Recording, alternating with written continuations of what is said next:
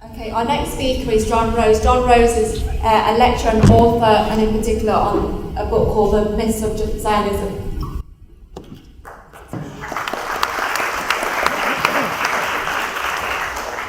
I'm absolutely delighted to be speaking with Walter, and I think perhaps most people do know, but in case anyone doesn't know, it was Walter who shouted at Jack Straw, heckled Jack Straw, at the time Labour with Blair was about to bomb Iraq.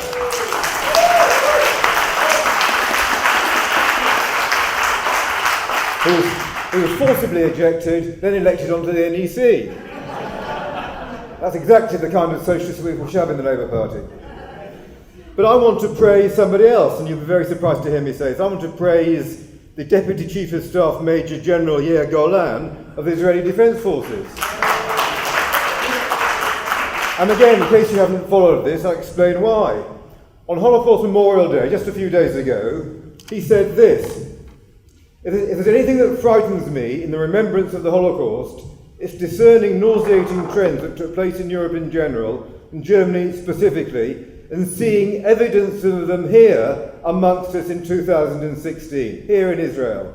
After all, there is nothing simpler and easier than hating the foreigner. There is nothing easier and simpler than arousing fears and intimidating. There is nothing easier and simpler than becoming bestial, forging principles and becoming smug.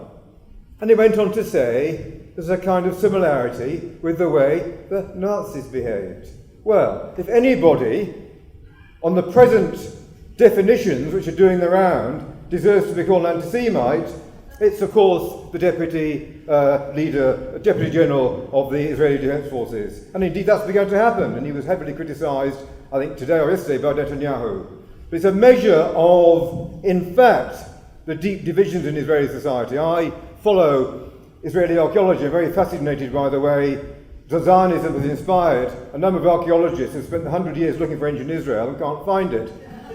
It's always intriguing me. One of them, these archaeologists on the progressive wing, came to London recently. I went to his lecture and he and I had a cup of tea. And it was fascinating talking to him, and he was in every possible way very, very liberal. He called himself a socialist, but he was edging and itching to have a discussion about the present situation. I sensed, after a good discussion, that wasn't a good idea, but he was insistent that we had this discussion. And I told him my views, in a very moderate way I told him my views, and he said, the trouble with you Jewish leftists in Britain, you don't understand something terribly important, that the Palestinians, however originally well-intentioned, have all become Islamic terrorists. Now this was a superficially rational guy, in his profession certainly very rational, but it's symptomatic of the levels of racism in Israeli society today. And in fact, that the Israeli senior armed officer of the Defence Forces says this is incredibly important, symptomatic of Israeli society. Now, I'm very conscious of the time. I want to move off that onto one very, very important characteristic of the present crisis in the Labour Party and the baiting of Labour by the media and the right wing. And of course, people have said the Tories, but also many, many right-wing Labour MPs. And the media in particular. I want to talk about normally a progressive television channel, Channel 4 News, which I don't think has been terribly progressive at all in the last few weeks. And they've developed what I call the trick toxic question. And they have a shadow, hapless Labour cabinet minister that comes on to Channel 4 News, and the trick toxic question is, do you accept Israel's right to exist? And if they start vacillating, then they're a vacillating anti-Semite. And this has become so serious that John Lansman, who's a thoroughly decent man that runs Momentum in the Labour Party, traditionally on the left, has called for the word Zionism not to be used in the discourse that's taking place.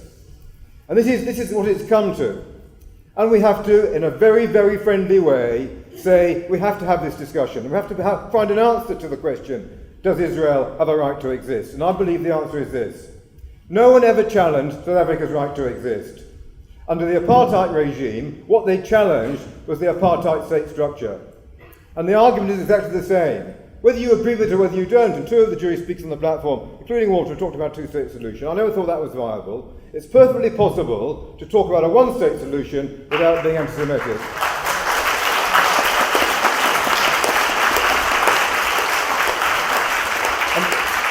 And as a matter of fact, Israel is destroying any prospect of a two-state solution. I mean, they've gobbled up most of the West Bank, in one way or another, is now under tight Israeli control. there isn't going to be a two-state solution because the Israelis don't want it themselves. So there has to be a debate about what the alternative is. Let's come back to the question about dismantling the apartheid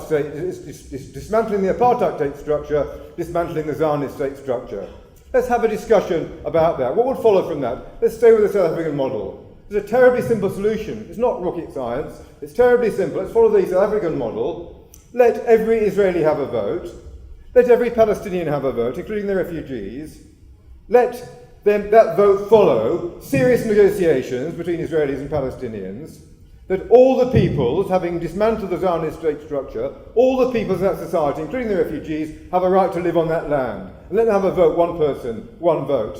And let's see the outcome. That would be following the South African model. And quite frankly, I can't see what's wrong with it. Not only can I see nothing wrong with it, it's certainly not anti-Semitic, it's perfectly rational. And as a matter of fact, it's highly likely the Palestinians themselves, because they are being used, the Palestinian leadership is being used on the West Bank by the Israelis to police Israeli interests, and most of them know it in the Palestinian Authority.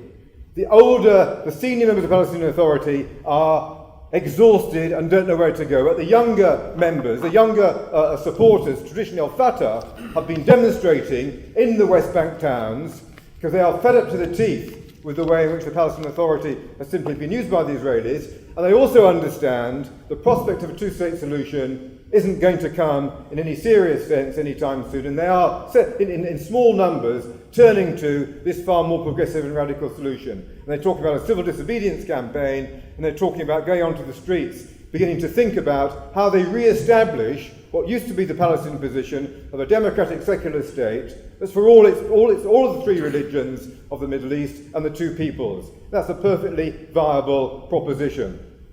And I just want to talk very, very briefly about the boycott, disinvestment, sanctions campaign, because we can't go through this discussion this evening without referring to that campaign. It's a non-violent campaign. It's got a worldwide basis. It's highly effective. The Israeli cabinet themselves commissioned a paper and recognised its threat. The paper they commissioned recognised the threat that BDS posed. And in fact, it's one of the reasons, also one of the drivers of deliberately cranking up the discussion about anti-Semitism in order to try to discredit this movement.